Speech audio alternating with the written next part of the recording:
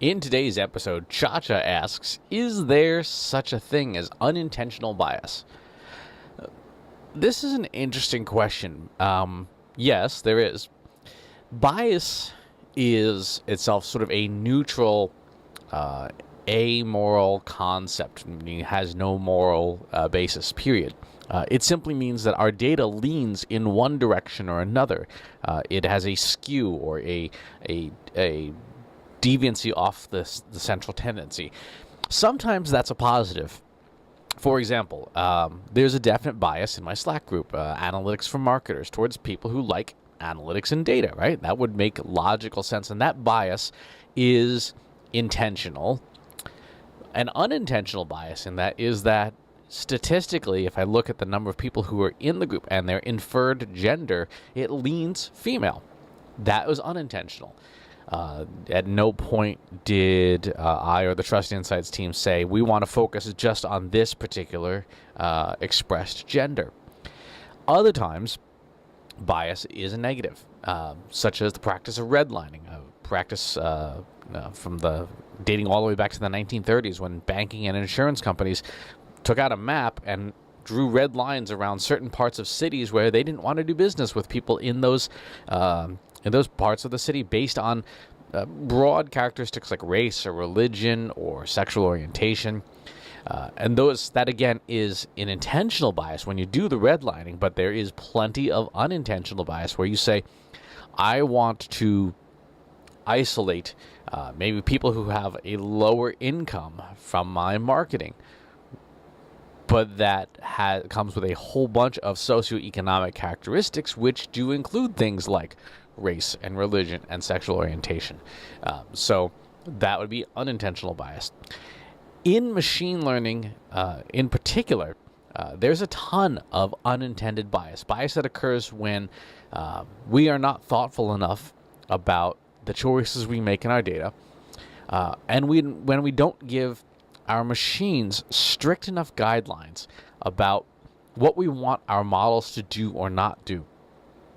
A key part of data science and machine learning today is asking yourself throughout the process, what are the ways that this could go wrong? There's a very popular subreddit called "What Could Go Wrong." It's silly videos and stuff, but that key question is one that not enough people ask all the time in their marketing. What could go wrong? If I build a list that is culled from these data sources, what could go wrong? What could go wrong in that data? What could go wrong in that analysis? What could go wrong in those insights? What could go wrong in our strategy? That is something that we're not thinking about enough.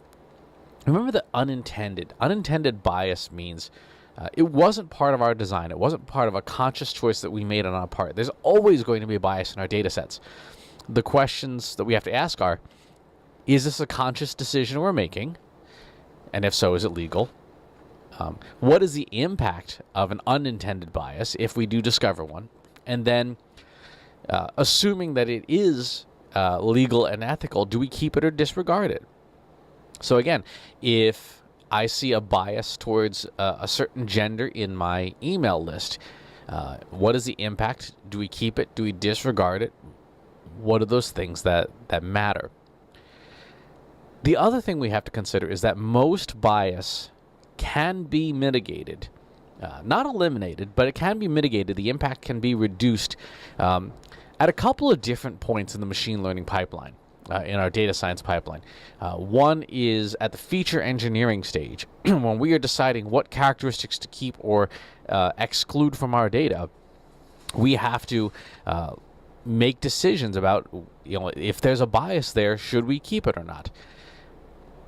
There is, I've heard some less skilled machine learning practitioners say, oh, well, if gender is a concern, then we just delete that column and then the machine can't create features from that characteristic. And that's a really bad thing to do, because by taking gender out of your training data, it then allows a machine to create inferred variables, which can be functionally the equivalent of gender, but you can't see them.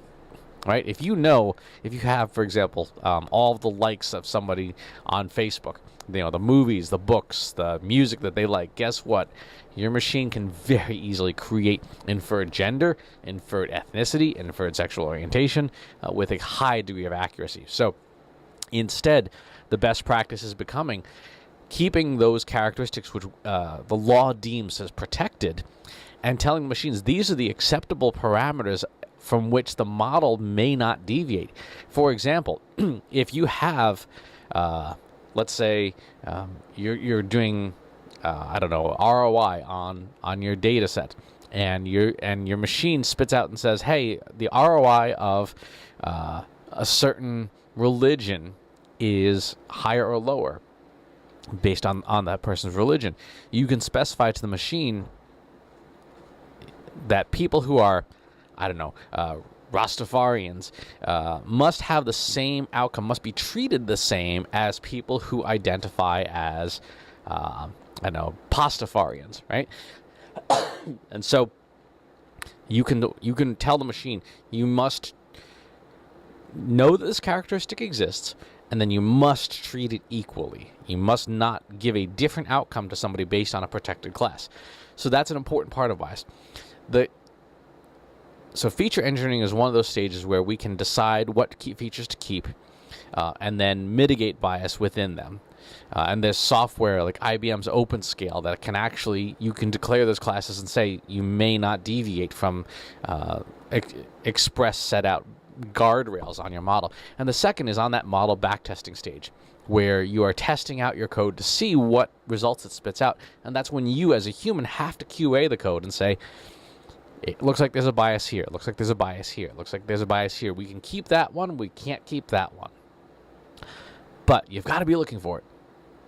And that's where data science and statistics really come into play, and where a lot of folks who are new to machine learning and maybe took that crash course in machine learning thing, and they come out more coders than they do having a statistical background.